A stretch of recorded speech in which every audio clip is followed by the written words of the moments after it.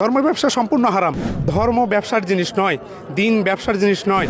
ধর্মের বিনিময় নিয়ে তো পুরোপুরি আছে হারাম। আমি একজনকে একটা হক কথা বলবো, আমি একজনকে আমি যেটা শিখছি সেটা বলবো, এটা তো আমার দায়িত্ব। এটার জন্য আমার যে বিনিময় নিতে হবে এরকম কোনো কথা না, ঠিক আছে? এই জন্য ভাই বিনিময় নেওয়া যাবে না। যে কোরআন পড়িয়া কোনো বিনিময় নেওয়া যাবে না আসলে। ধর্মের বিনিময়ে যারা টাকা নিচ্ছে, ধর্মের দোয়াই দিয়ে যারা টাকা নিচ্ছে, আমরা যেটা হেপনোটাইজ বলতে পারি, মানুষের ব্রেনের ওপর ডাকাতি হচ্ছে। আজকে তাদেরকে বলে লক্ষ লক্ষ টাকা ইনকাম করা হচ্ছে। আসলে এটা আমাদের জন্য একটা লজ্জাকর বিষয় যে ধর্ম ব্যবসার জিনিস নয়, দিন ব্যবসার জিনিস নয়।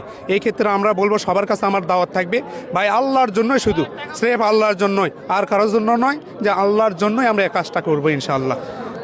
এটা ব্যবসার ক্ষেত্রে না নেই, আমরা বলবো যে আল্লাহর জন্য আমরা করতেছি। আল্লাহ আমরা রিজিকের কথা সমস্ত কিছু বলি আল্লাহ তালাই করতেছে। সমস্ত আলেম এই কথাটাই বলে থাকেন যে আল্লাহ তালাই সব কিছু করনেওয়ালা, আল্লাহ তালাই আমাদের রিজিক, আল্লাহ রাজ্জাক, আল্লাহ রিজিক দিয়েছেন। আমার হায়াতের, আমার জিন্দগির সৃষ্টির আগে, আমার জন্ম সৃষ্টির আগে 50,000 বছর আগে রিজিক সৃষ্টি করছেন।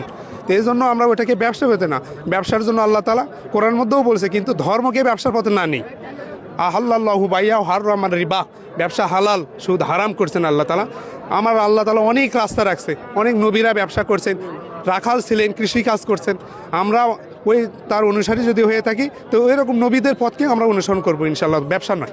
ধর্মের বিনিময়ে যারা টাকা নিচ্ছে, ধর্মের দোয়াই দিয়ে যারা টাকা নিচ্ছে, আমরা যেটা হেপনোটাইজ বলতে পারি, মানুষের ব্রেনের ওপর ডাকাতি হচ্ছে।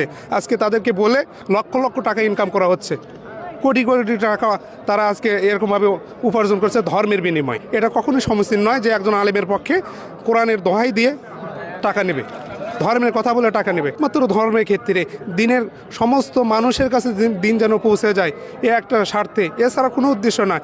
আমার আমার খায়ের, আমার যা পারিশ্রমিক, সেটা তো দেবে আল্লাহ তাআলা। ধর্ম ব্যবসা সম্পূর্ণ হারাম। ধর্ম নিয়ে যারা ব্যবসা করবে, এটা সম্পূর্ণ রূপে হারাম। আমি না, যে বড় বড় ওলামা হযরতগণ এটাই বলছে। এই জন্য আমি মনে করি যে ধর্মের ক্ষেত্রে ব্যবসাটা না করাই সবচেয়ে উত্তম।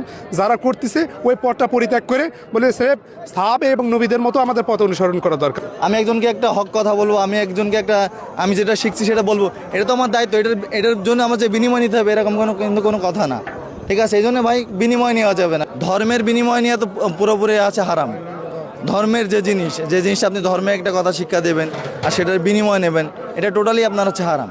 আমাদের ওখানে মাদ্রাসা আছে, মসজিদ আছে, মাদ্রাসা আছে, সেখানে আমি দেখছি যে কি আজকে তারা এটাকে টোটালি ব্যবসা করে নিয়েছে। সবাই না, কিছু সংখ্যক লোক এটাকে ব্যবসা করে নেয়। আজ কিছু লোক আছে যারা তাকওয়ার সাথে কাজ চলে আসে। অনেক আলেম আছে যারা এখন তাকওয়ার উপরে অবিচল আছে। আর বেশিরভাগ না, ম্যাক্সিমাম কিছু জায়গায় আমি দেখছি যেটা কি আজকে মনে করেন যে কি এটাকে ব্যবসায় রূপান্তরিত করে নিয়েছে। যারা তাকওয়ার উপরে চলতেছে তারা এখনও দেখেন মাশাআল্লাহ, আল্লাহর রহমতে তাদেরকে আল্লাহ তাআলা এখনও এরকম কি সম্মান দিতেছে।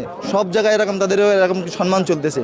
আর যারা মনে করেন যে কি তাকওয়া ছাড়া চলতেছে, তারা আস্তে আস্তে নিচে চলে যেতেছে। যখন আমি বিনিময় নিয়ে কাজ করব, তখন আমার এই 10 টাকাই হয়ে যাবে। আর যখন আমি বিনিময় ছাড়া কাজ করবো, আল্লাহ তাআলা আমাকে অপরান্ত দিবে।